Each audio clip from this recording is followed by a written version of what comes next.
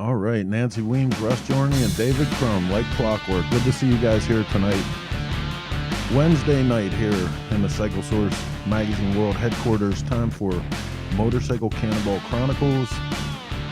Always great to make it the hump day. Hump day! Getting ready for a great show here. 3.5 minutes. Make sure you guys help us out by hitting that like and share button. Push this thing all across the motorcycle universe for us. Get ready for Motorcycle Cannonball Chronicles.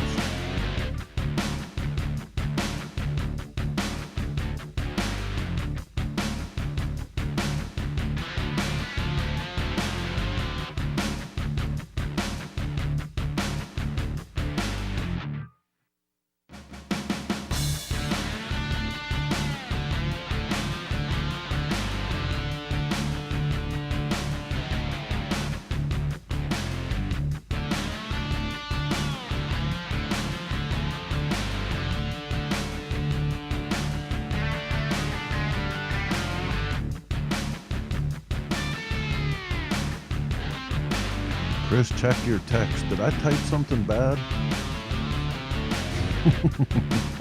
Flybroad's in the house. Dennis Stauber, Big D, what's up, man? Randall Ray from Maine, good to see you here, man. Betcha it's cold in Maine right now. Karen McGarry, what text? What did I do? What did I miss? Where are we at? Cannonball Chronicles, 2 minutes out.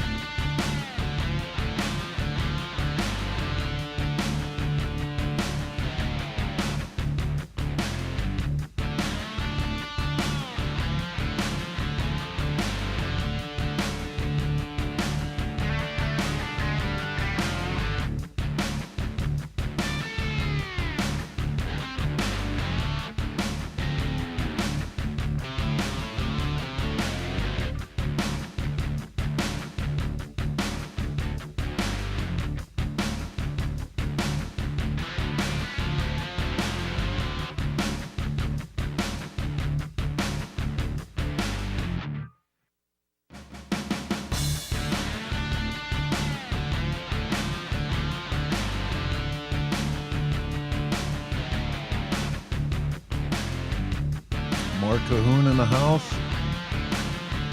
Marianne Jarvis, hello from Jersey. Always good support from Jersey. Great to see you here. Dante Stevens, what's up? Just 1 minute. 1 minute, we're going live with Motorcycle Cannonball Chronicles. Oh, this show got to get my munchies. Did you bring enough for everybody?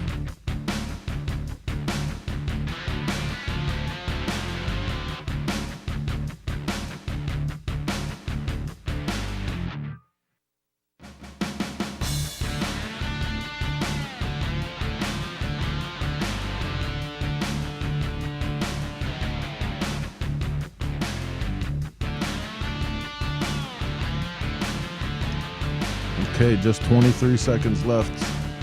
That means it's time to get this one out of the garage and up onto the road. It's time for Motorcycle Cannonball Chronicles. Here we go.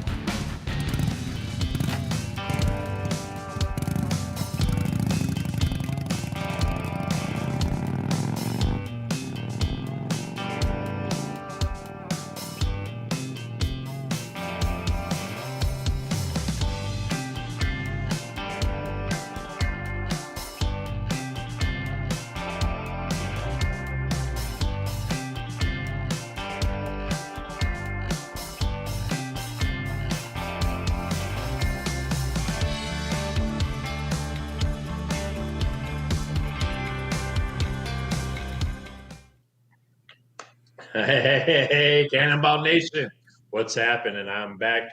Well, we are back here for another week after taking a couple of weeks off here for the holiday season. Want to welcome you all for tuning in. If you're just getting here, this is the Cannonball Chronicles. We're just starting. Took a couple week break off here, and make sure you get out there and you share this program. Let everybody know that we're back. Got a great show tonight. I'm really kind of at a loss for words, and I'm just excited to be back. Let's bring in my co-host, Mr. Robbie Nussbaum. What's happening, Robbie? Happy New Year, Jason. Happy New Year to everybody out there. Let's hope this year brings us a lot of good things. A lot of good things for everybody. I'm wishing everybody a a happy and safe New Year. Absolutely. What have you been up to? Well, we've been off here for the last couple of weeks with the show. With all the holidays and stuff like that, we just been sitting around, enjoying life, having a good time. I want to show you something. I found these things laying around. This is in honor of our guest tonight. I don't know if you can see it, right? That's one. Yeah, that's a beautiful Indian 4. This nice collection of pictures. Oh, nice bruff.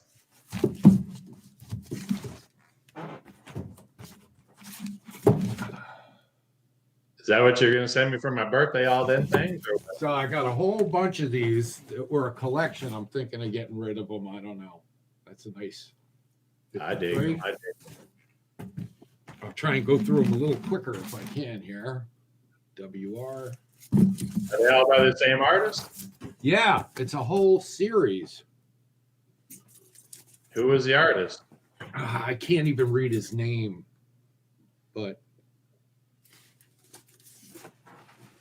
some cool.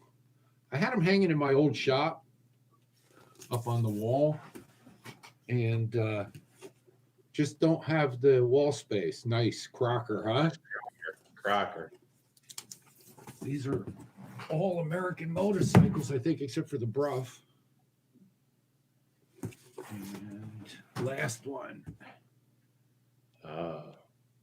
Nice little collection there. Yeah, it's kind of nice. Kind of nice little assortment. So I thought I'd share a couple of those tonight, and then that's in honor of our guest, who is very big into the Indian 4s. So what do you say we bring him in? I'll bring the guest in right now. You got anything else you want to bring up? Not really. Let's get into it. Let's bring him in.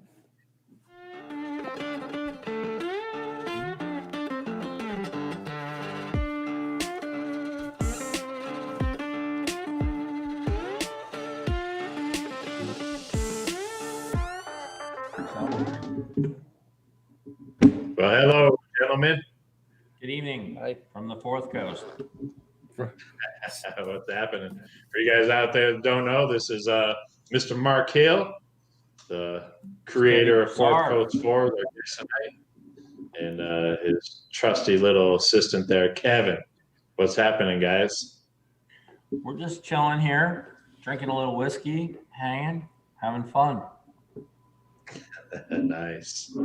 So, for people that don't know out there, let's where are you guys coming in from tonight? What's your where's your shop at? We're in Waddington, New York, which is on the Canadian border. You can, see Canada out the window. Yeah, you can see Canada literally out the window on the St. Lawrence River Valley, and that's where the whole Fourth Coast Great Lakes things comes from. So, excellent. Well, that's the only question I had tonight, Mark. So I'm done here. All right. I wanted to know where Fourth Coast came from. That was the most important thing on my agenda. The Great Lakes, St. Lawrence River Valley. I know a lot of people have always asked me of what that always meant, the Fourth Coast. I don't, people think, well, Fourth, is that just for four stuff? East Coast, West Coast, Gulf Coast, and then we're the northern coast of, what it is. And, folks, I think, Jay, through your ride to Chase, learned where the Fourth Coast was when we were starting. And I don't mean to talk about the Chase, but the land and the region where we started the Chase was so similar to where I live. When we were riding in the rain, I was like, well, I'm at home. I was like, first 2 days we got extremely wet, and I'm like, what's wrong with you people? This happens every day where I live, so it worked out well for us. Talking to water. Well, I've always gotten a little bit of criticism over the next Cannonball, which was supposed to be in 2020, and now coming up this September in 2021. That they're like, well, you're supposed to be a coast-to-coast motorcycle run. And I try to explain to them that here we are. We're starting in the Fourth Coast. We're heading to the East Coast, and we're going to end in the Gulf Coast. So exactly. And any criticism that I remember reading, there were a couple of comments that people blipped about. You guys made a tough call in the event-based industry, such as you and Leanne are, that had to be excruciating. And I think quietly all the builders will say thank you, but from a building standpoint, but also it was totally the right thing to do. There's a senseless plug in for you. Thank you. No worries. Mark, tell us about your involvement in the Cannonball, a little history, background, and how you got involved with it. Well, it all got involved in an FU over Frank Westfall. Frank Westfall and I were oil and water. I know people are going to say, what? How could you say that? And I had an American-made four-cylinder. And in 2009, I think Lonnie Eisen Jr. announced this thing. And Frank had a builder, and that was not me. And he asked me if I could do an engine, and my friend Mike Faulkner was actually with us. We were at Frank's show in Syracuse, and I shot him a price, and he told me to go, myself. And I said, okay. And I just walked away and went, well, there's a business opportunity missed. And I didn't even know anything about the Cannonball. And I said, this is what it's going to cost to tool up and do it. At the end of the weekend, we were down there. I was recruiting for the university that I worked at in power sports technology. And he came up to me and said, you seriously think you can get me across for that price? And I said, I can. And he handed me like $15,000 cash. And that's how that marriage began. So, I think that's what it was. So there was incredible pressure to produce. And, fortunately, we had a very, very good result in 2010. You were the backup board. I know. And by the way, Mike Faulkner is here. Mike the Bike Faulkner is here. He's hiding in the background. He won't come on. Well, bring him in. Bring him in. Come around. Slide your ass around here, Faulkner. Everybody's welcome on this show. Come on in. Robbie, Come on in. the last man. He's got to show his face. He is. Mike, you're right there. You got to look at that spot right there. There we go. That's enough of that. This guy here is like a blood brother and has helped me out a lot of jams. There's a lot of people behind Fourth Coast, and we'll mention some of those folks tonight. But this cat right here, 2012's last man with a perfect score across the line right there. So it's a great friend. This Cannonball thing is thank you, Rob. This Cannonball thing is it's life-changing, and you meet great people, and you find these people that just want this common goal of in my case, proving that Harley Davidson is junk and Henderson is the greatest. So that's it. Sorry, Rob. You know what? You were breaking up there, Mark. You broke up a little bit. We didn't hear that last part. I love you, Robbie. Yeah, same here, buddy. That you started on here earlier. 2010 motor. By the way, Jason, Frank is still waiting for his 2010 motor from the builder. No joke. You never did finish. Frank who? Frank the Tank. Frank the Tank. So let's go back to 2009, 2010. Fourth Coast hasn't always been a full-time motorcycle restoration shop. I want to know a little bit about where you came from and how Fourth Coast really started and when it got started. There was a guy in Utica, New York that used to build a lot of four-cylinders, and Mike and I were way younger then, and we went down to see him, and I had this American-made four-cylinder that I'd acquired when I was extremely young, younger than Kevin. Kevin's 23. High school, I got it. And I never knew what to do with it because it was a relatively complex thing, and I was relatively very unskilled. And I always held on to it, and I moved home, and I met Mike. Mike's dad and him, they run an incredible CNC machine shop. And I said, hey, I need some help with this thing. And we got interested in doing this, Jay. And, this guy in Utica I said, can you help me do this? And he went, no. And one thing you don't tell Mark Hill is no. I'm comfortable in the fact of saying that. And I said, all right, get ready. And so I educated myself where I was weak, and we started on this journey.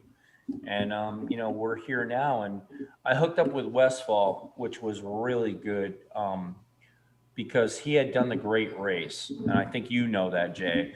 He'd done the Great Race in 96 and in 98, and he'd had relative success. He'd won a leg of it, but he'd had issues where, completing was a big deal. And, that's how it got started. And I didn't know the Isms or anyone. And I was relatively kind of at the time, I was the new guy on the block, and that was it. So that's how we got started, just through, I acquired a motorcycle and didn't know what to do with it. And, ultimately got going on it. Mike helped incredibly. And his dad helped him. Dale is his dad, and helped incredibly. And we got going on this thing, and it turned into, I never knew it would turn into what it was. So, well, let's talk a little bit about your career before Fourth Coast, because I think it's pretty significant and probably what helped lead you to what's at. Tell us a little bit pre-Cannonball. Well, first off, I married that's the nicest way to put it. My wife went to school, law school in Springfield, Massachusetts, and I was only going out with this girl, and I said, Springfield, Massachusetts, yeah, I think I'll move there with you, because I knew that's where Indian motorcycles were built. And she went through law school there and graduated. And I used to hang out at the Indian motorcycle dealership. Robbie, I can't believe I'm going to say this, and Faulkner's going to, he's giggling. I went and begged for a job at a Harley Davidson dealership. And I had been a Porsche technician. And of course you did. Yeah, thank you, Rob, you bastard. Anyways, I got a job at Tibby's Harley Davidson in Springfield, Massachusetts, by the way, Robbie, which was the last Indian dealership ever before they closed their doors. And that's how I got well, going. They had to have somebody there to get the junk out the door. Anyway, you were saying. You're all right to say that, because we'll bring this back around to current times, Indian versus Harley. But anyways, that's okay. Anyhow, so I took a job as a technician, Kevy, believe it or not, and swept the floor, wanted to get in and prove myself. Good for you. Semi quickly. And I just told these guys, they hired me over in MMA or MMI, whatever the hell it was. MMA is the other thing, right? So I got in, and, I used to go down to the museum and hang out. And I never told Esther, who was the lady who worked there, that I had an Indian 4-cylinder, but she let me hang out and change fluorescent light bulbs and clean up oil spots and all that. And that's how it got going in the early 90s. And best thing I ever did. And was humble, and I'm not humble now though, Kevin. Kevin will tell you I'm not humble now, but anyhow, got started from humble beginnings. And when I decided I actually had an opportunity. Harley Davidson was really flush, Robbie, as you know, in the mid 90s. And I had an opportunity to take a corporate job or move home. And I ended up figuring out how to move home. Took a job at the university where I went to school. I'm going to make this as quick as I can, because this is more about the Cannonball as me. Took a job at the university where I went to school, got hired. I don't even know why they hired me, because I wouldn't have hired me. And they did. They took a chance on me. A couple of guys did. And I worked for that university for 15 years. And in 2010, this Cannonball thing came up, and I came home and I told Natasha, I said, I don't know if this is fair weather thinking or what, but I'm leaving my job and I'm going to do this full time.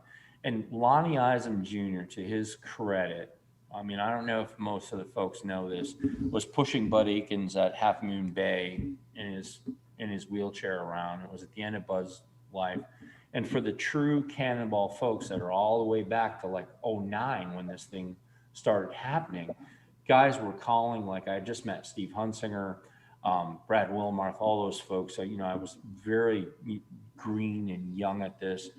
And they were like, this thing's happening. You got to be part of it. And I got my ticket with Westfall. And That's how it happened. And I mean, I left a state university of New York job to build antique motorcycles. I should have my head examined. That's how it went. I don't know how to tell you. Okay, so Mark, all I got out of that was some really nice comments about Lonnie and oil on the floor in the Harley dealership. That's pretty much how it works. Yeah. Where are you going with that? Well, where I'm going with that is that the reason Jason's sitting there and that you're sitting there is this guy, and Mike knew him well too, who was our age. He'd be 51 if he was here today. We're all born within the same. We're all born in 69, right, Mikey? Yep. This guy, he just, Bud, he said to Bud, he goes, "Isn't this great?" He goes, "Finally, the Pebble Beach car guys are, he's pushing them in his wheelchair, and he's like, they're letting these motorcycle guys come to Pebble and blah, blah, blah, or Half Moon Bay, and it's a hoity-toity. They're drinking wine and eating cheese." And Bud Akins looks at him and he goes, "This is bullshit." He goes, "These motorcycles need to be out being ridden." And Lonnie told me once, he told us, we were in a diner in friggin' Burns, Oregon, or some goddamn place. I don't know where we were. Somewhere. He said. Somewhere towards the end. Someone towards the end. And he said, he goes, "It was bullshit." And he goes, "Bud was right." He said, "They need to be out and being ridden." And this man right here, you would never say it, but we pulled into a gas station, Robbie. And I remember this dude comes up to us and he goes, "Those motorcycles should be in a museum." And Fackler turns on his heel. He's walking towards my bike, you bastard. You're riding my KJ. And he says, "With someone else's motor." Hey, someone else's motor. It was a borrowed, effed up deal like you can't believe. And he said, "You know what?" He goes, "Museums are where things go to die." And I'll never forget that. And it was sort of like what that is Bud Akins, by the way. You just don't know it. New York version of Bud Akins is sitting right over there. And he said, museums are where things go to die. And Robbie, you were a student of this, and Jay, you certainly are. The auctions have been driven by this. The hobby has been driven by the Cannonball. Absolutely. It is what that guy got out of pushing Akins across that manicured lawn where people are playing golf or some damn thing. It just, that dude shook up. He did the Muhammad Ali. He shook up the world. He literally did. He was a visionary for sure. Robbie, he was absolutely a visionary, and I miss him every day. Absolutely. He's my brother. He's a fellow Gen Xer, man. Hey, I want to ask you a question, Mark, about the, Sure. Why do you want to run these car motors in these motorcycles? Well, here's the thing, Ron. The American public has been sold a bill of shit in this V-twin think that they've got this fascination with it. At one time, there were 200 American motorcycle manufacturers. There were, Glenn Curtis built a 3-cylinder, built a V8, and everything like that. Y'all were sold short. This perfectly balanced platform of an inline 4-cylinder, Kevin, is just. I remember one time Kiwi at Ole, Robbie, I think you were there. He came over and he had this V-twin engine. And he starts up on a little silly stand like you have for your engines. And he started up next to one of my 4-cylinders. And I started up one of my 4-cylinders stationary outside the engine, and Kiwi revved his engine up. I took a nickel out of my pocket and set it on the valve cover and watched that thing dance back and forth on that balance. And I went, "Do that, Kiwi." And that's an Indian guy, Robbie. I'll beat up on him. An Indian V-twin guy. And I can't do that. Oh, man. Mike Thomas is a good guy. Thomas. No, but whatever. My point is, Mark, why is it you like the 4-cylinder besides the balance and all that? What is it you see that is the advantage of the 4-cylinder over the twin? Because it's hard. Have you ever ridden one? Never. Yeah. Fackler's the practical machinist, My mother hung me on a hook once. Yeah, exactly. It turned out to be a great rivalry. After that absolute thrashing they took in 2016, Kevin, Jason called me up. "Jay, I'm going to throw you under the bus." And he said, "They want you guys in your own class." And I said, "We are in a class of our own." Great response. Hey, Mike Podger. They still do. Mike Podger wasn't stirring the pot. Stirring the pot. What did he say? He goes, Rob, are you trying to stir the pot? I wouldn't know how to do that. Mike Podger's pissed because the American hockey team just routed the Canadians. That's why he's pissed. So. Okay, so listen. Podger's a great guy. To the social media audience out there, if you guys have questions for Mark or you want to stir the pot, get right in here and type in your questions. Bill Page, however, says, if I ever need a 4-cylinder engine rebuilt, Mark's my man.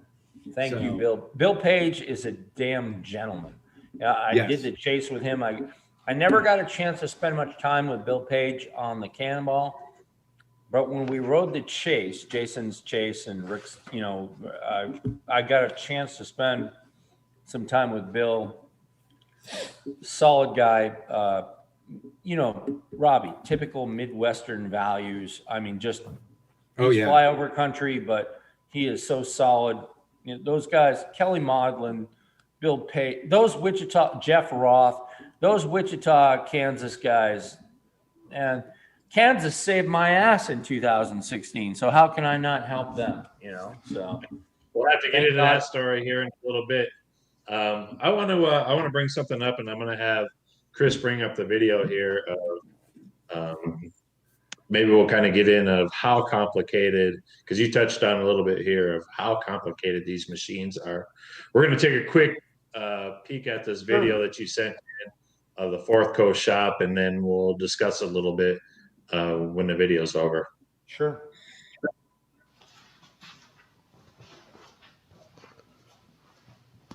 Well, that'd be our Surrey guidance seat machine. It was a big. I'll give you a quick tour of the Fourth Coast Forest facility here. You're on, Kevin. All our various projects we have laid out. Silent So we're starting on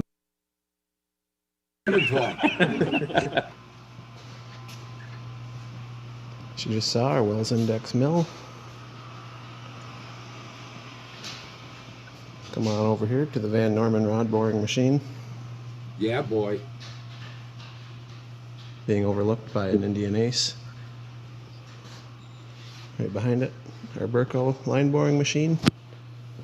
Behind the Burco, we got our bigger Schlatum line boring machine for bigger applications. Being overlooked by the 2012 Cannonball layout. Got our hone. The hard hinge super precision.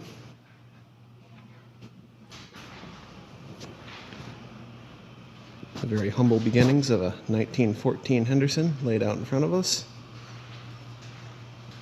Beautiful 28 Henderson Deluxe, Indian 4, bigger Harrison lathe. That's about it.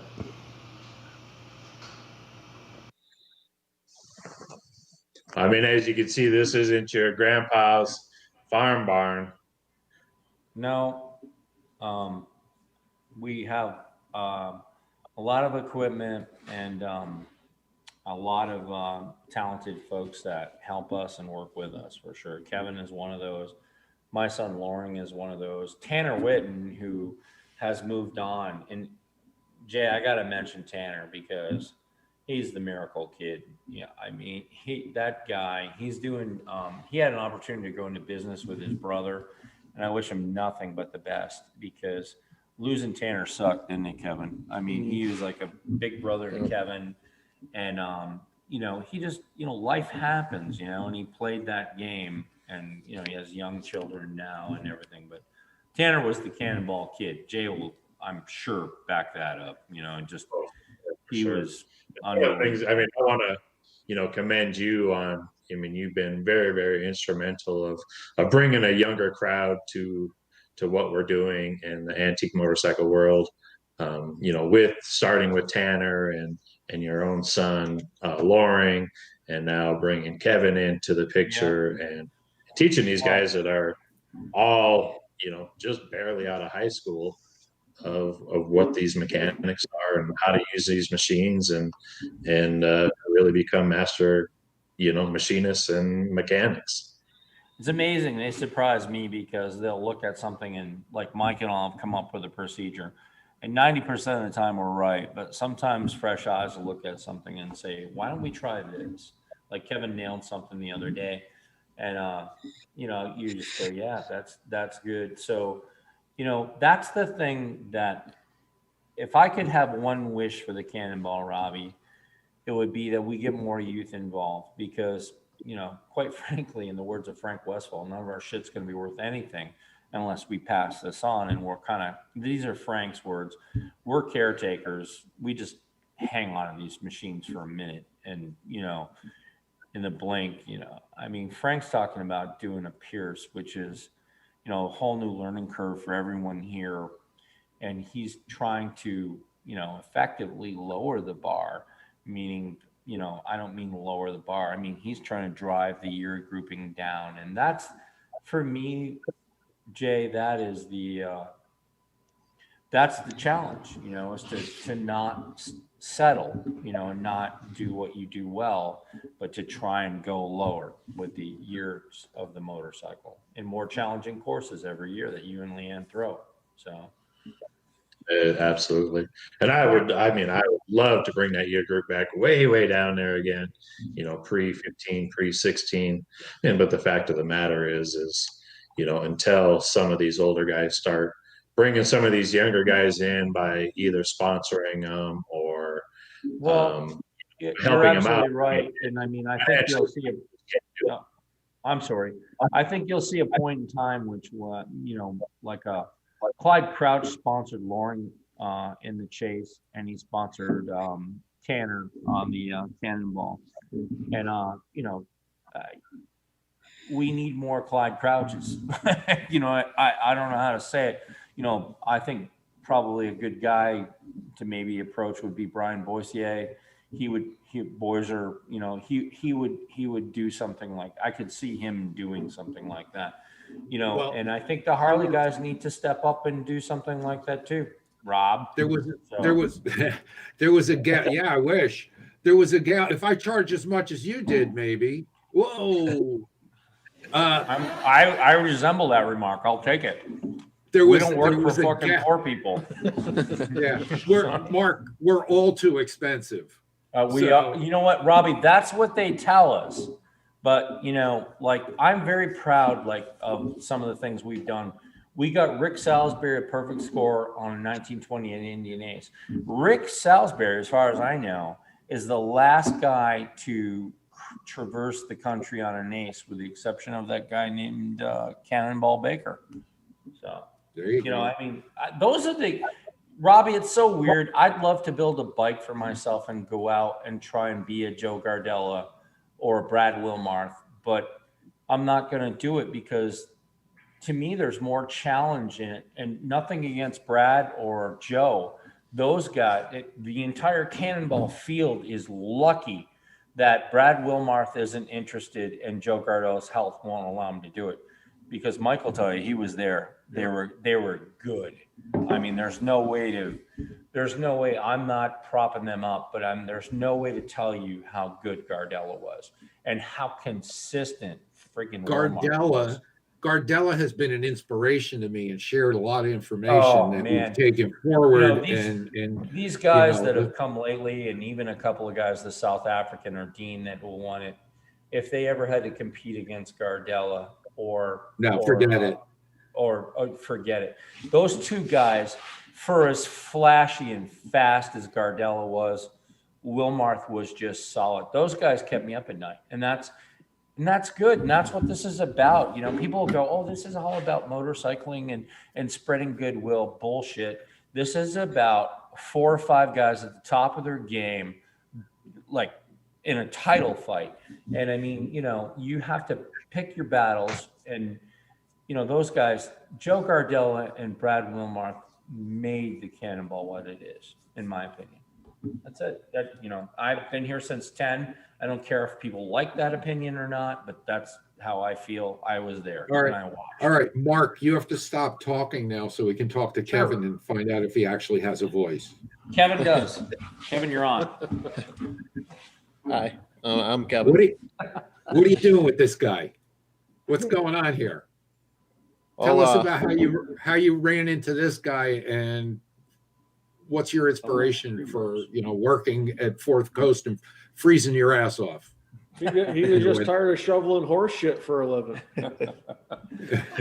Well, I went to school with Loring, and I was always big into like the old Honda three-wheelers and stuff. That's what I grew up on, riding my grandfather's Honda three-wheeler around my cow pasture. So I had one that I needed to do an engine on, and I had little experience. So Loring said, bring it down to the shop. Me and Dad will help you out. And it ended up getting me a job offered out of it that winter. So I went from, like Mike said, shoveling horse shit and working with one kind of horse to working on a different kind of horse. So Right on. Four-legged horse to an iron horse. So what do you find fascinating about working on these machines? What is it? What's your biggest interest here with these antique bikes? Well, I never really had much interest in it until I started here. But what's really, I guess, been one of my bigger points of interest is probably like the teardown and seeing some of the different methods that different old boys have gone to over the years to keep their bike going and just get another ride out of it. And have you gotten to the point now where as you tear down an engine, it starts to tell you a story? Mark can relate to this, I'm sure. Yeah, definitely. I've definitely gone to see that as the years have gone on. I've been here 4 years. It'll be 4 years on the 23rd. Doesn't even seem possible. Yeah. Yeah. So. And how old are you, Kevin, if I might ask? I'm 23. 23. That's amazing. You got any friends who want to get into this thing? Silent Evan. Yeah, I got a friend of mine that we call Silent Evan. He's actually works out a local John Deere repair shop, so he's very mechanically inclined as well, and he comes and helps us once in a while. So that's great. That's great. So Mark, I started talking about the engine telling you a story. Do you know what I'm getting at there, don't you? Sure, absolutely. Expand on that a little bit without me having to be. Kevin actually put it better probably than I don't even think about saying that. Mike has been here since day one, and we've seen stuff come from South Africa, Japan. I mean, God, Mikey, everywhere. And Every corner of the globe. Every corner of the globe, motors come to Fourth Coast, and we usually receive the stuff that's just blitzed. And Robbie, you will agree with this. You were with Rat and Mike, and the stuff, Robbie. The legends. They are the legends. Those guys did it all. They're kind of a couple of my heroes, And Robbie will explain to everyone who those guys were. Rat's certainly my hero. That's for sure. Yeah. Oh, unbelievable! Just a gentleman. Anyhow, you look, and we got involved in this all for a different reason. But getting back to the engines, they tell a story. The interesting thing is with American-made fours is countries that were affluent and had wealth purchased them, the Netherlands and, stuff like that all over. And what's really interesting is that we find, Michael agree with us, the engines that have been geographically isolated, it's like whatever it took to keep them going, they did it. Because they didn't have the parts supply, Chicago wasn't, close, Peru is a long way from LA. And, and I'm sure people have seen this with the Harley Davidson stuff and the Indian motorcycle stuff too. So we see these incredible field repairs that you look at them and you go, how could somebody be that clever back then? And you realize that, these were, I guess for lack of a better word, Kevin, they were utilitarian transportation. That was somebody's way of making something happen. And they had to be at a job, they had to run a sawmill, they had to do whatever. So you see these incredible fixes. And Jay will agree, you see people get crafty on the Cannonball to keep going the next day. And Rob, you've seen it too. You see stuff that you think won't work in a million years, and somehow it works. I don't know how to explain it. Well, we joke around with the Harley Davidson and the Henderson stuff, but I've always been of the mind, after working for Rat when he had a 29 KJ, sure. I was like, oh my God, you've got a 29 KJ Henderson. I said, that's like the Cadillac of motorcycles. And it's true. It was an expensive motorcycle in its day. and it was in the echelon of the old days of Cadillac being like the ultimate ride you could get. Robbie, it really was. And when Schwinn closed the doors, there's such myths out there about American-made fours, and that was why I was attracted to them, because they were kind of an underdog because of the processes and the machines that it took to do. When you look at the design, Mike will tell you, Mike is a journeyman machinist, which is the equivalent of a PhD. The design was so far out there.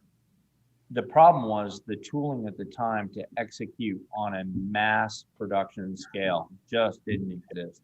But when you look at the basic design, you go, it's crazy. It's so far advanced, it's not even funny. But getting back to Rat's 29 KJ, when you look at the thing, it looks like it's going 90 miles an hour standing still. Joe Petrali set a factory, the famous Harley Davidson rider, left Harley Davidson for a while, didn't he, Mike? And set a record on a KJ, a factory record for a production motorcycle, 116 miles an hour in 1929. Well, for those Harley guys out there, one point of interest is the 29 KJ had Fat Bob tanks before Harley even thought about it. That's correct. That teardrop style. We have to mention, we have to mention Arthur Constantine. It's incredible to say this. If you get on Adventure Rider today, Robbie, and you ask, that's BMW, KTM guys, before anybody did anything on a motorcycle, Carl Stearns Clancy circumnavigated the globe on a Henderson. And it's this forgotten chapter. Jay Leno wrote a prelogue I'm trying to think of the name of the guy who wrote the book about, there's a professor from the Midwest who wrote the book about Henderson, Schultz. And he said, what Henderson did was unbelievable. Yeah, there's Clancy on Henderson in front of the Great Pyramid at Giza. And that bike was also in front of Titanic in her berth. This guy, who's a Syracuse, New York guy, Frank's inspiration, was, what they were doing was so far out there, it was unbelievable. And, when Schwinn shut it down in May of 31, Schwinn pulled the plug on the whole thing. Indian and Harley Davidson were losing money on every bike they made. Schwinn had government contracts for all these police bikes and everything like that. He was making money. He faced a class action lawsuit from his dealers. But it was a time when it was one person rule. And Schwinn owned the company, and he said, he rationalized, the depression has hit. I'm shutting this thing down. I'll sell more bicycles than I will motorcycles. Arnold Schwinn, his son, did not like motorcycles. So Schwinn was profitable and making money when they shut down one of the big three. Of course, Harley Davidson, Indian, and Excelsior Henderson. So I don't mean to expound. All three marks are great in their own right. But what those guys in Chicago at the time were doing was quite special. So, let's talk about a guy who rode a three-cylinder Henderson for a couple of days on the Cannonball. Oh, yeah. Well, that truly starts in 2014. In 2014, Jay, were you on the 14 ride? I think that's when we met. Yeah, that's when we met. Was a 14. Dude, we met in the hotel because we were both pissed at the friggin' front desk. You remember that? We actually met, our first time we met was in 2012 in Sturgis when you guys came out to the campground. I don't really remember that because I was fighting Harley Davidson to an absolute tie. 7 perfect Harley finishes, 7 perfect Henderson finishes. Thank God this son of a bitch crossed the line, the last man in San Francisco. Thank God, because that was the breakout year when I was going to leave my job for fair weather thinking, and my wife thought I was crazy. So anyway, yeah. Anyway, there's something about a 3-cylinder Henderson 4. Well, 2014, Frank Westphal, in my opinion, had the greatest motorcycle on the event, and he left a dinner meeting early, and the politics whacked him from his Class 2 championship and what, in my opinion, was the greatest ride ever from anyone. And so we lost, and Frank and I were so pissed at one another, Kevin, we sat across the table. I wouldn't even go near him. I wanted to punch him out. Frank, if you're watching tonight, I wanted to punch your ass out because he left that dinner early. The Isams were, and Jason's been brutal too. He's held the line, on the rules. We lost that Class 2 championship. Dean Borgione, ironically, inherited the win because Frank left dinner early. Can you imagine that? Which set up the unbelievable. Frank and Dean will always be, linked together as incredible. They're like, they're like Roberto heavyweights. Duran. They're heavyweights. Frank and Dean are like Roberto Duran and Sugar Ray Leonard. That's the best way to put it, because the confluence of events that would put those two guys together has just repeatedly occurred. I don't know how to explain it. And so in 16, yes, Robbie, we did run a 3-cylinder Henderson across Kansas. Jay probably will know more about the logistics, but the day was called for rain or lightning or something like that. And I was on the phone. I gave Tanner Whitten my ride that year. He had worked his ass off for me, and we had worked so hard to get the bikes going, and they came in at the last minute. Steve Hunsinger built a used bike, who is my great friend, and we've done a zillion 4-cylinder engines for Steve. And it really came down to a showdown. And I called Frank and the group of 4-cylinders up, and I said, this is after lunch, and Jay will have to confirm all this. But I said, if Borgione's riding and you're not, I'm going to beat the hell out of all of you tonight. And so unbeknownst to everyone, Dean had left. That Class 1 bike had left. And Frank and those guys were sitting around. And I said, get on the road and ride. And this is the second half of the day when it doesn't count.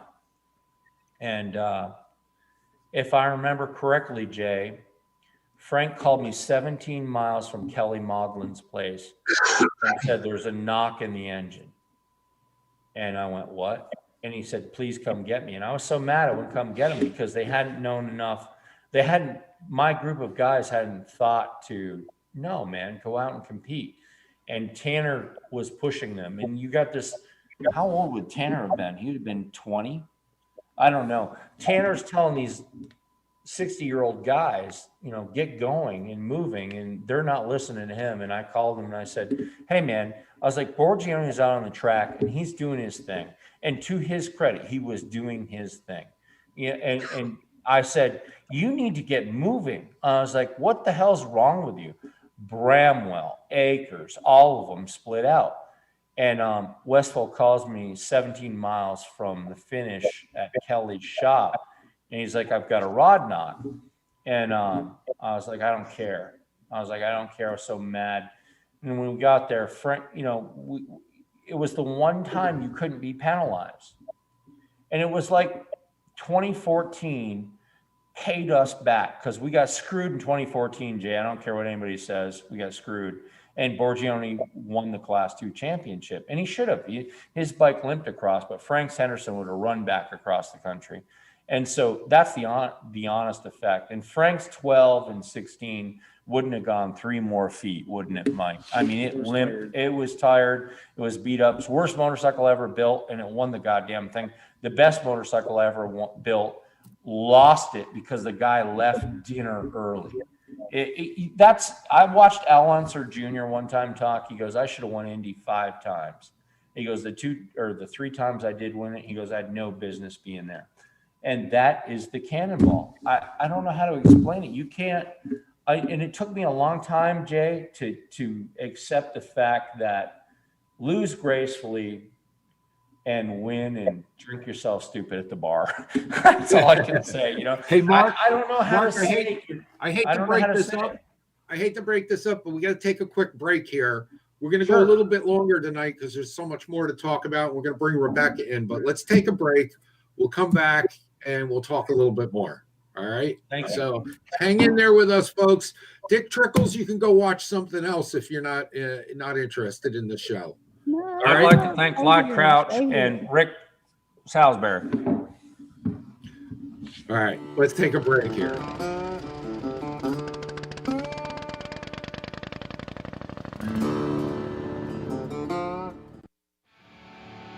I joined the military straight out of high school because I felt like I really needed some direction in my life. And what I got out of it was a sense of purpose and, more importantly, to be part of a brotherhood. I started riding when I was 21 on sport bikes like most of us do when we're 21 years old. Quickly, I transitioned into love of a cruiser. My perfect ride would be with all my buddies with me, riding on the coast of the ocean. There's something amazing about having all your friends with you in the perfect scenery all at the same time. My bike is a 2015 Harley-Davidson Dyna Fat Bob. My favorite upgrades to it so far are my custom fairing and my 16-inch ape hanger handlebars. My name is Brandon LaBelle, and I'm a Dennis Kirk rider.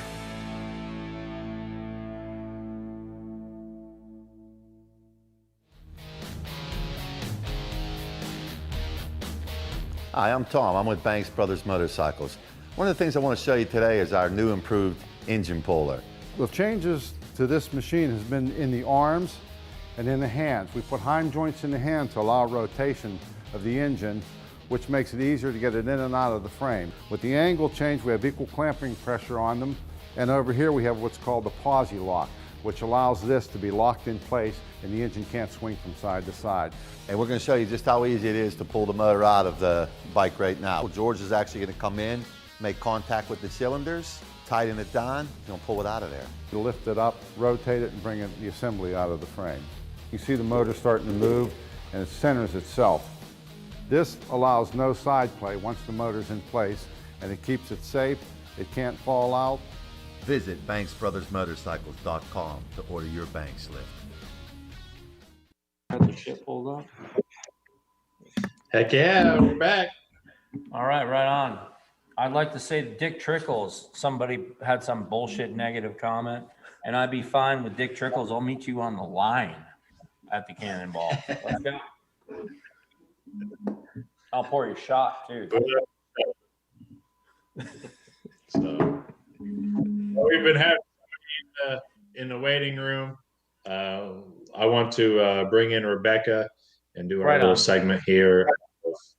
Pictures worth 1,000 words, and we'll get into it. Okay, let's do it.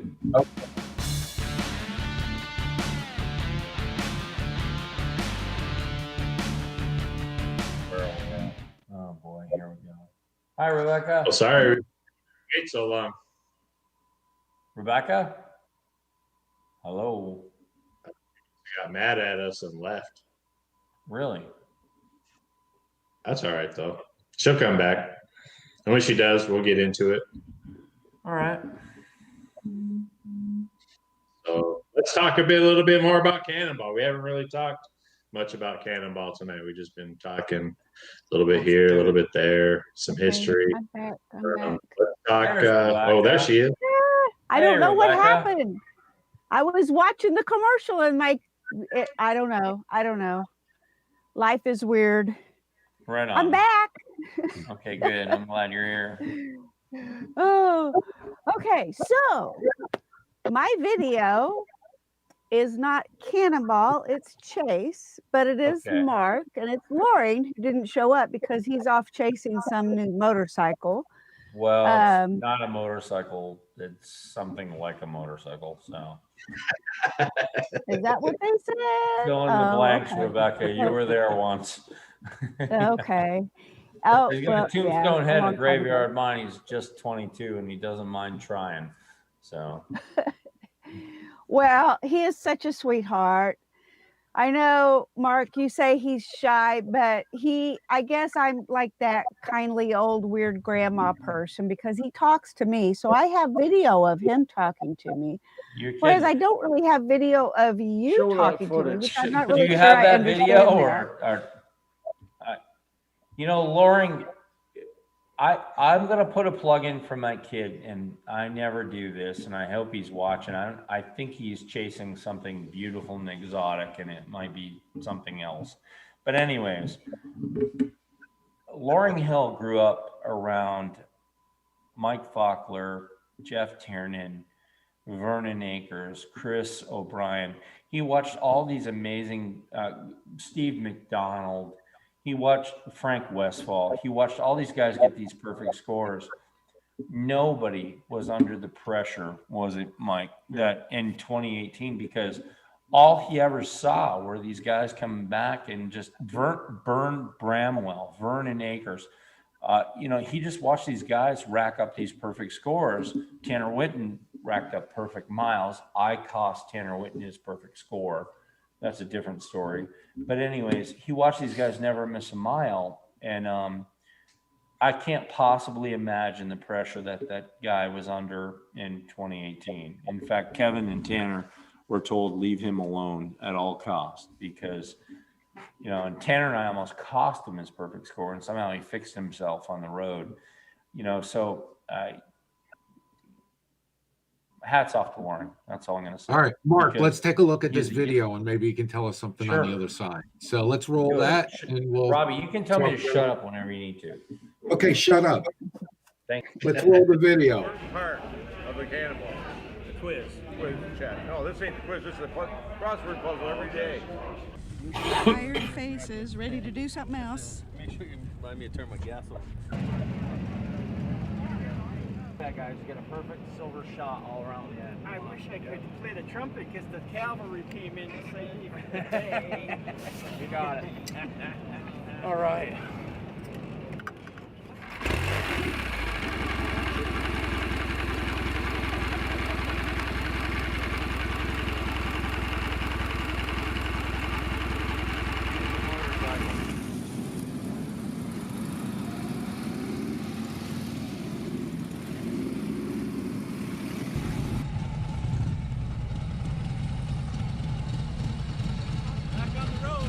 Yep.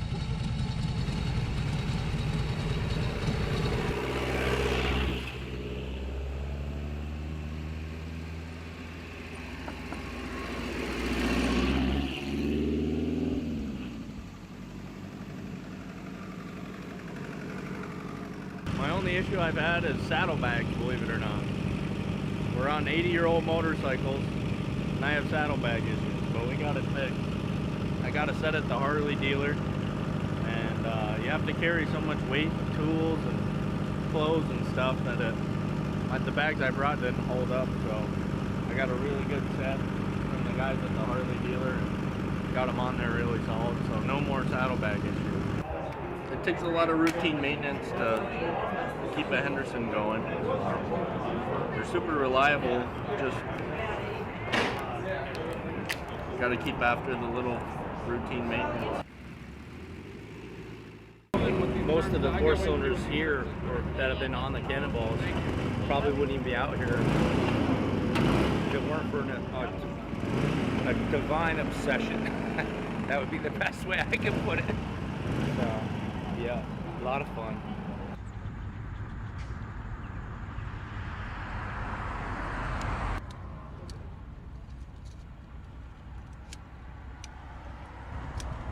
We'll be all right. You get a nut at one.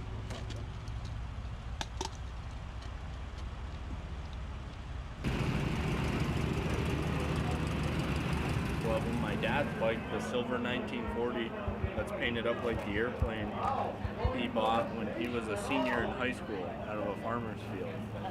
So if you catch up with him, he's got a cool story on that.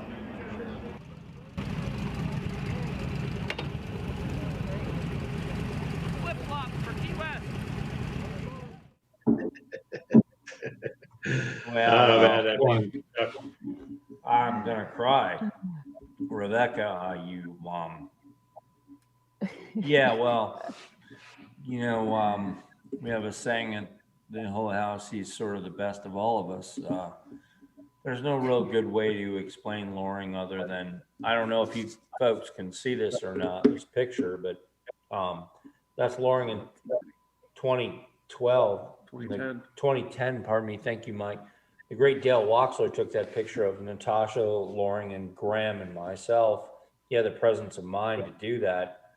And that guy, he's proud dad. He's money in the bank. And I mean,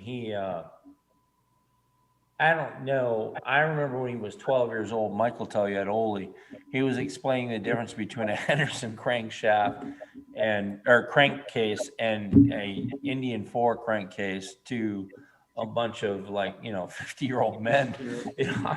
I don't know how to explain that, but I got all the credit for riding with flip-flops. You remember that, Jay? I got all the credit for riding naked with flip-flops, but the real truth is Loring had all my shit on the chase and on his bike.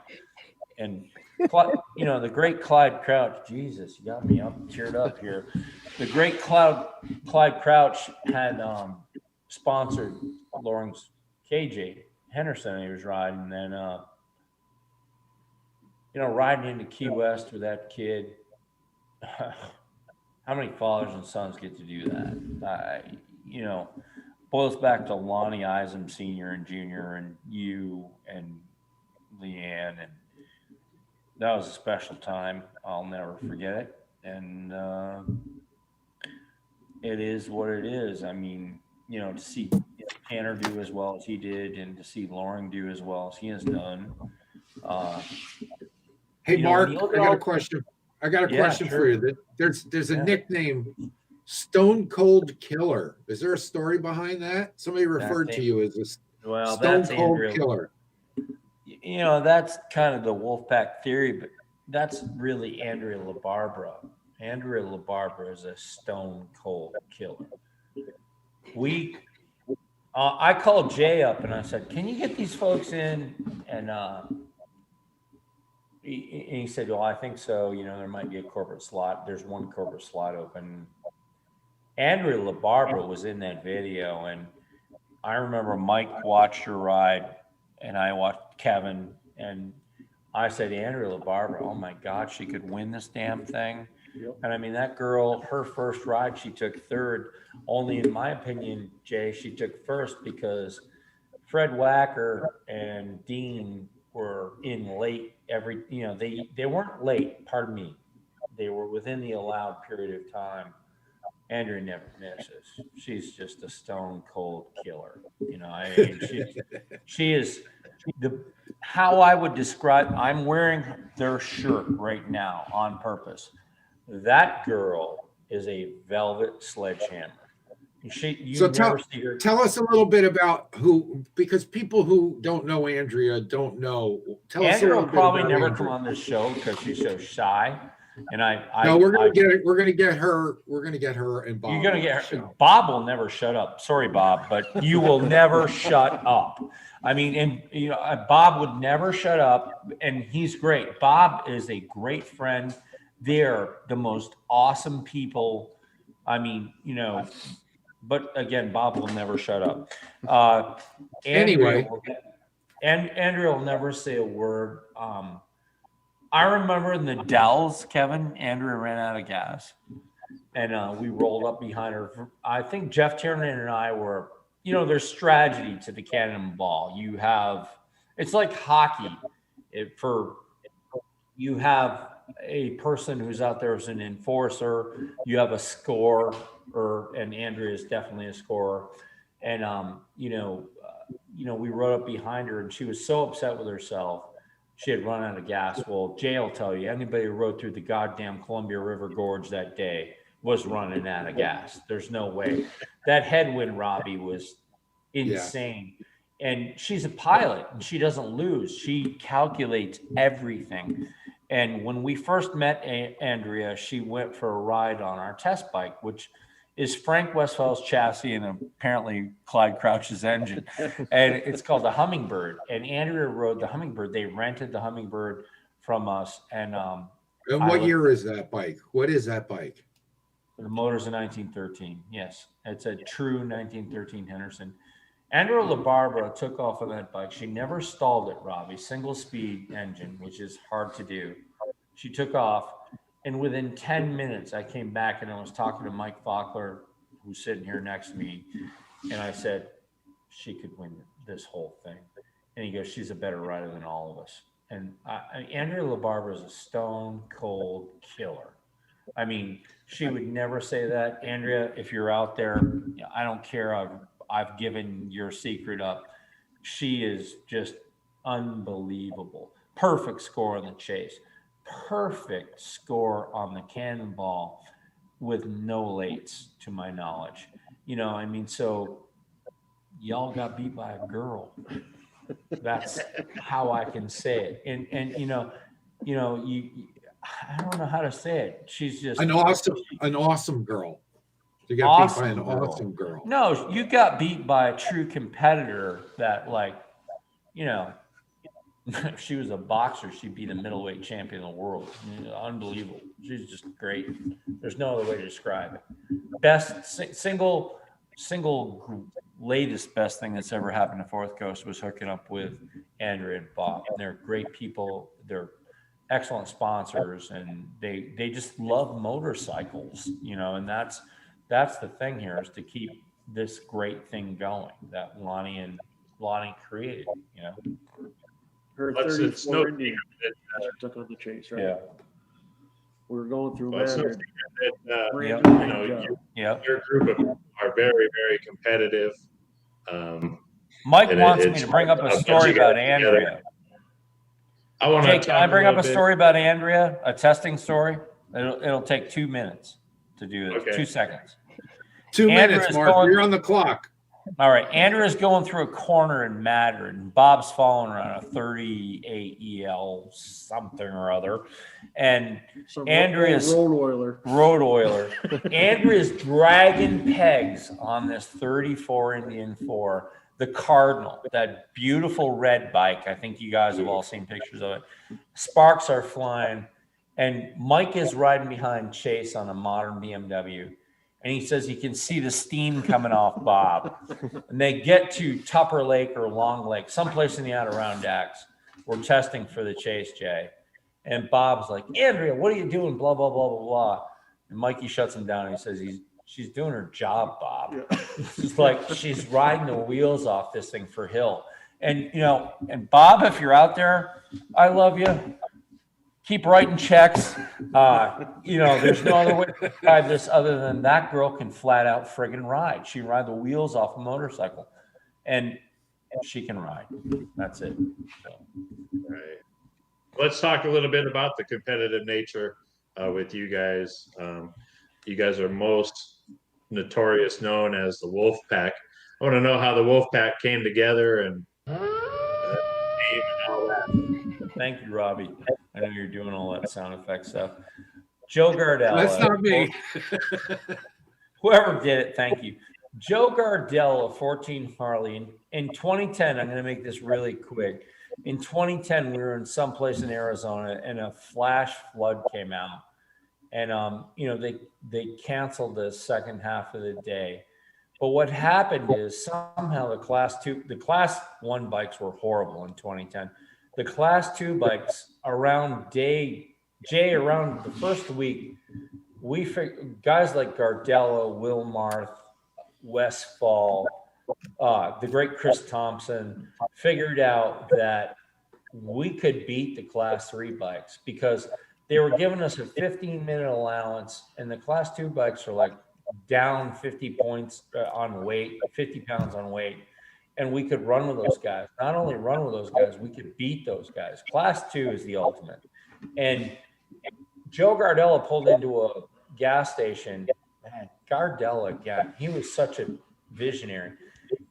And Jim Denny on the military of all things, Frank Westfall and Chris Thompson pulled in right behind him. And he said, my God, it's like a pack of wolves that are following me.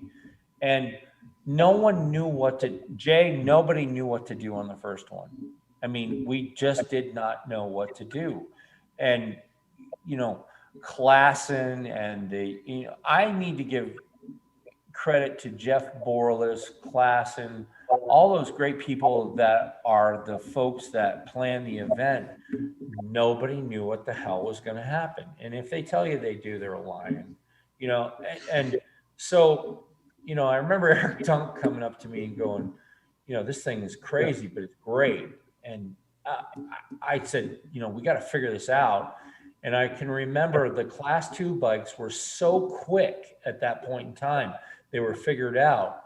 Steve Lepolt built Dunk's Harley, and it was fast. And he had sort of caught up with the Class 2 bikes. They got in front of everybody. There was a flood out on the roads, and they canceled the event. But they couldn't catch the Class 2 bikes and Dunk, you know, a couple of them. And when they came back in, we knew we had something special. Everybody at that point in time knew the Cannonball was special. And Joe Gardella coined the wolf pack at a gas station. He said, it's a pack of wolves that are following me. And I knew at that point in time we had something very special and we need to keep doing it. And the whole point of it was we were the California boys, Hunsinger, Madden, Bentoncourt, and that crowd.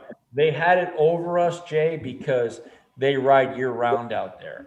Us Easties didn't know what to do. Robbie, you'll appreciate this. It's fucking winter, you know, half of the year here. And we're trying to figure out what to do.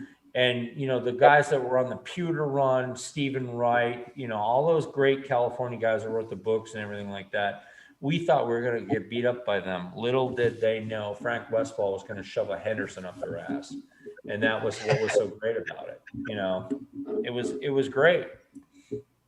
I don't know how to explain it, but Joe Gardella coined the term Wolfpack. By the way, folks, Cannonball folks, Joe Gardella is from Detroit, Michigan, where Hendersons were made. And he collects, and what does he collect, Mark? He collects Harley Davidsons, but secretly, Robbie, he is a closet Henderson man. Gardella, if you're watching tonight, I know I'm throwing you under the bus a bunch, but I don't care because I love you, brother. So let's quickly go through some of the pictures that you gave us, and we can get through because we're getting close to the end here. Mark, we'll bring you back at another time. We'll talk some more shop here.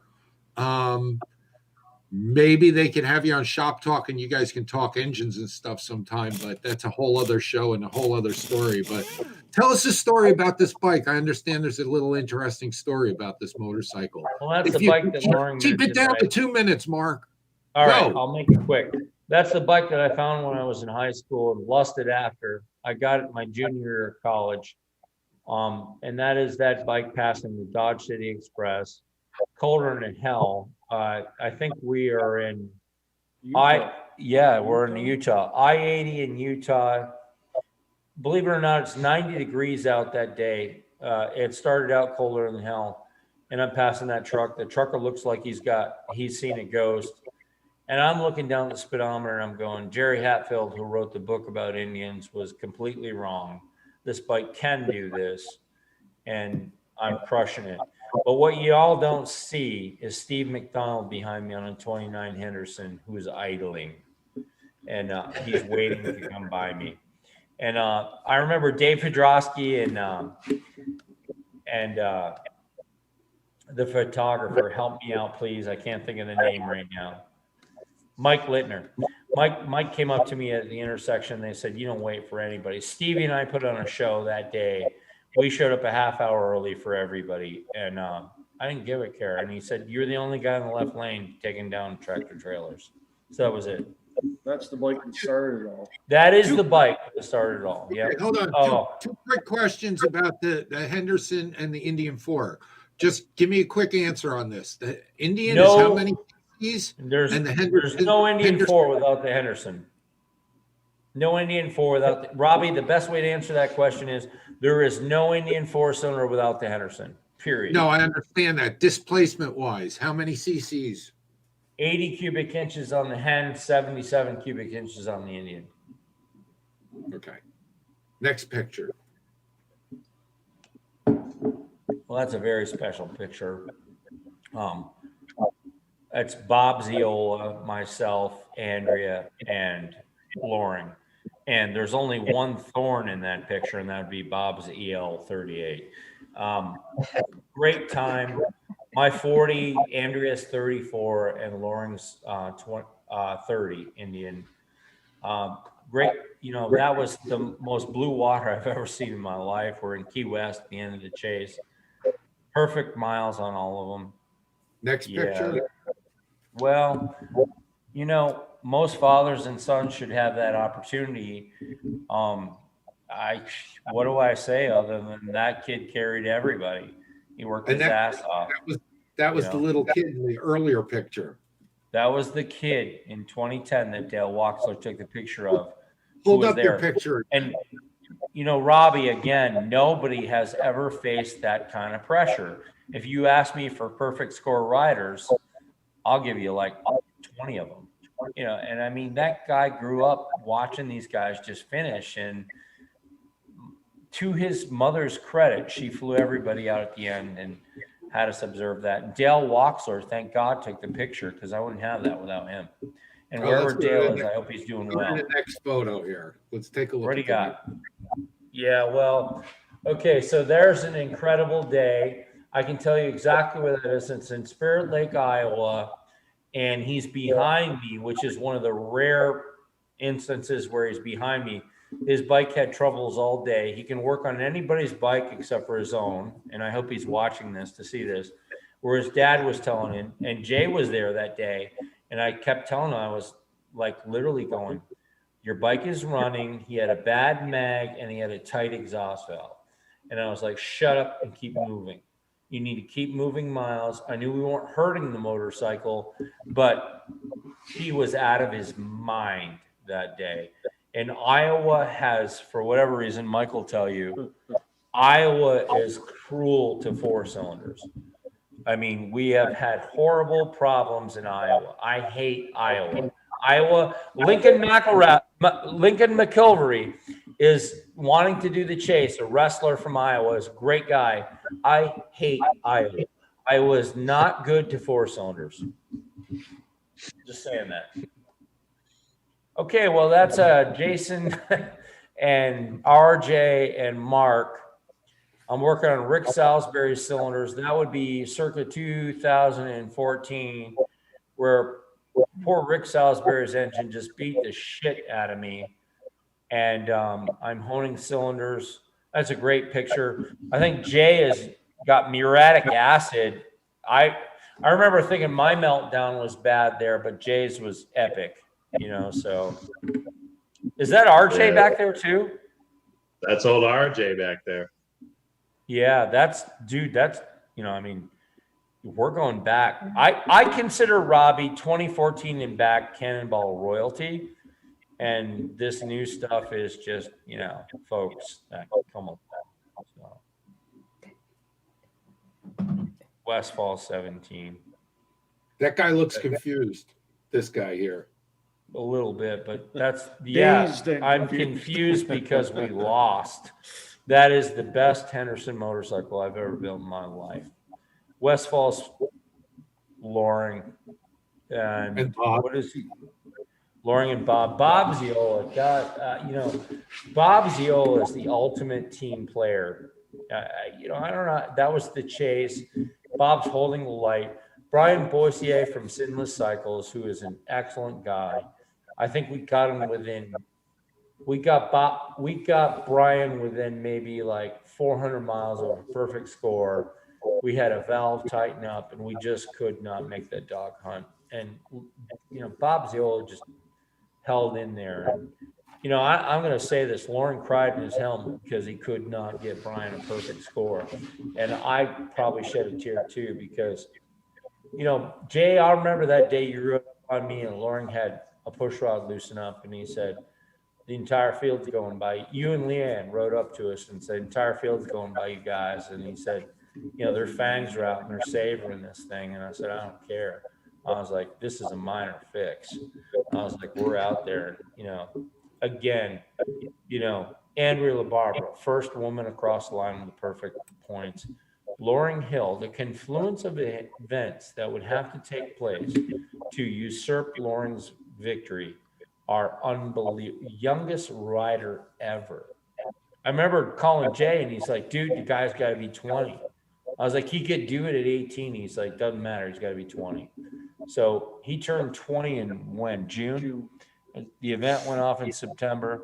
If you're out there and you're 18 and 19, you're thinking you're going to win the Cannonball, I'm a proud papa. I will say you will never, the events that will have to conspire to beat Loring's record are unimaginable. Lie about your age. Here's the tip. Lie about your age. Lie about your age. Yeah, that's right. And then do it on an American Made 4. Just add the kid. That kid was driving home. Use your fake ID. Yeah. That kid was Robbie, you've known that kid since he was a little shit running around the meets and riding Schwinn bicycles.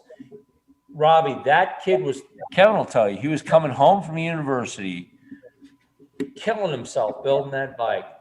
Nate Jacobs did the chassis on that. Loring did the engine. The great Nate Jacobs, who has built these amazing Henderson, continuation chassis, because that's what I like to call them. And they're not replicas. Nate is single-handedly what those two guys did, what Nate Jacobs did and what Loring did in 2018 was unbelievable. And what Andrea LaBarbera did.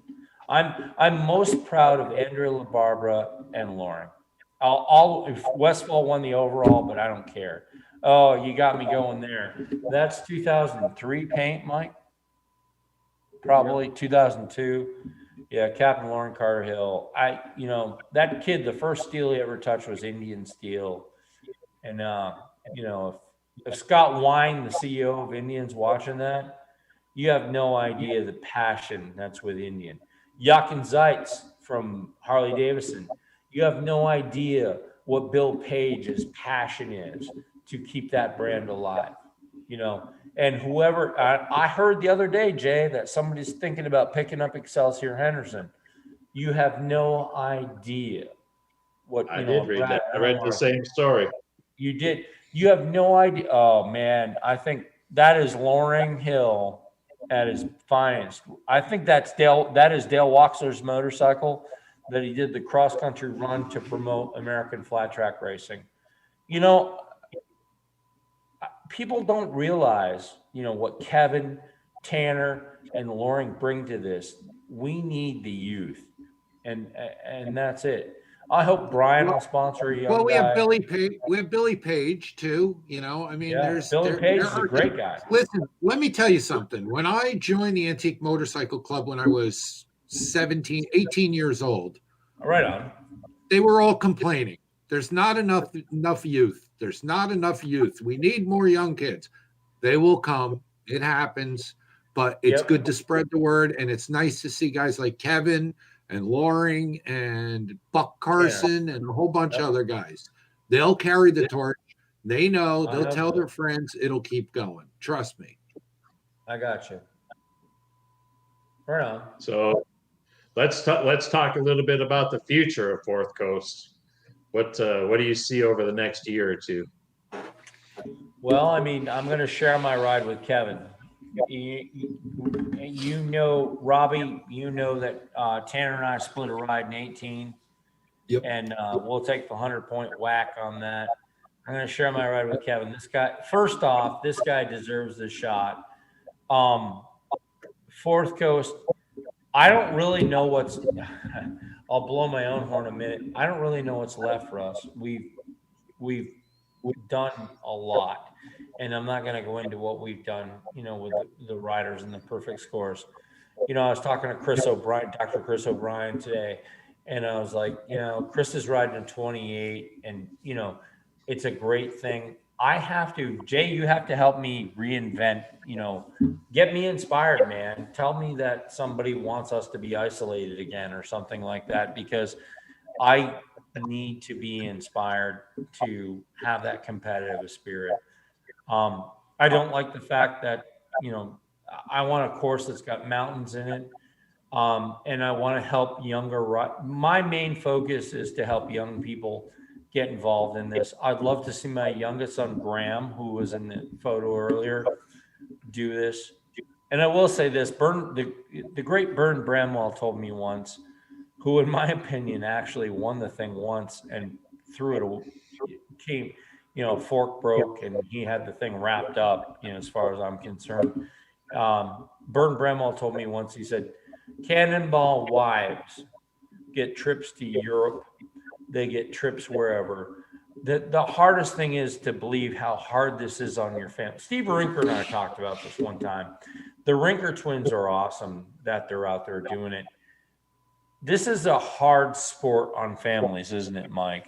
Because it's a time-sucking machine. It is a time-sucking machine. That's the best way to put it.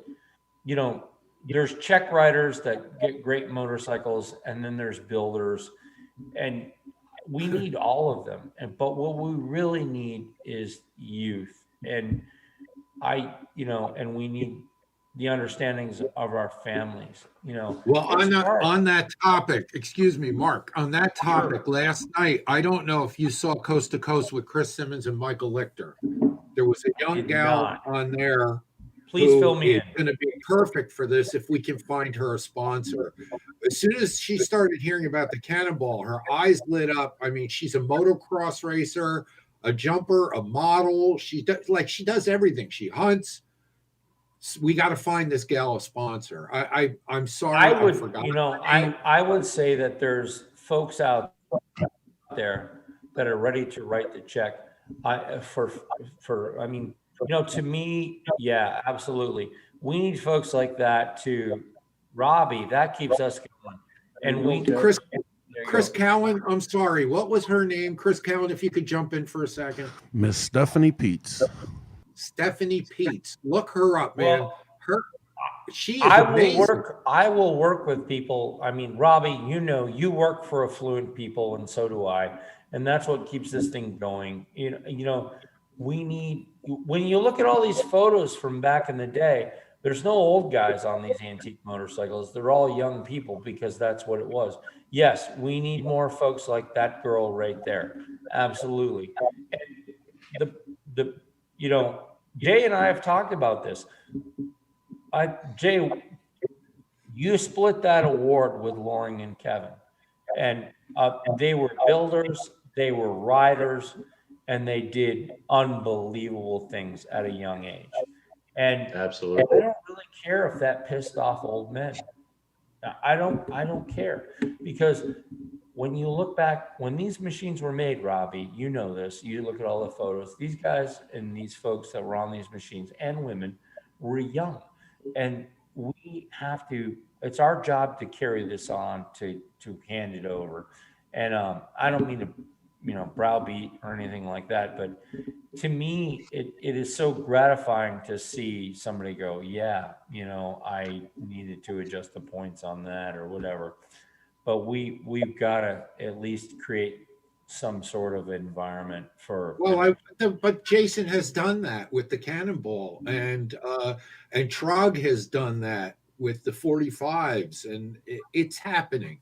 Trust me, Mark, it's happening, and it's out there. I understand that, and I'll get my shot in about Trog for Jay, because Jay and I have talked about that. Jay needs Indian. He needs Scott Wine from Indian to step up. He needs Jochen Zeitz from Harley Davidson to step up. Trog and Jay and I'm going to call you out, Jay. Trog is a day at the beach. Cannonball is a war, and that's it. I told you, very Jay, true. There should be a little bit of Roddy Piper in here, and that's the truth. Those Trog guys, big deal. You show up, you ride on the beach, you get your picture taken, and I don't care who writes in whatever.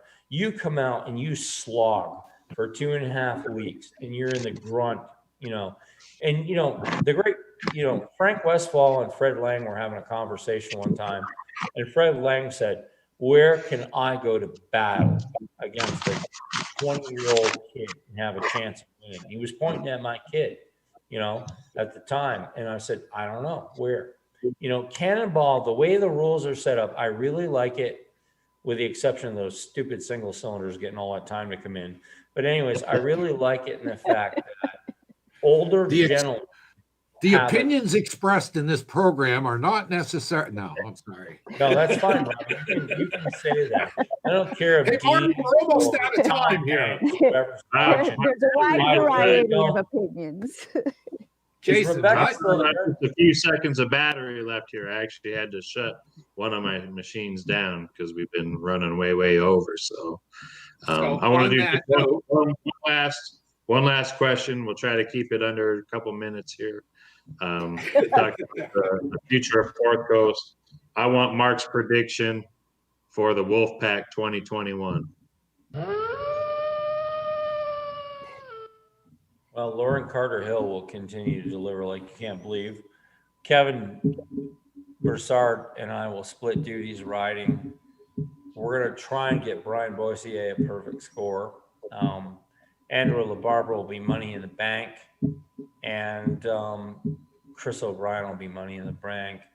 These folks will ride great machines. Dr. Wade Mueller. We have 2 brain surgeons, Jay, that are on this, which tells you that there must be something to do with, you know, that secretion gland in the brain.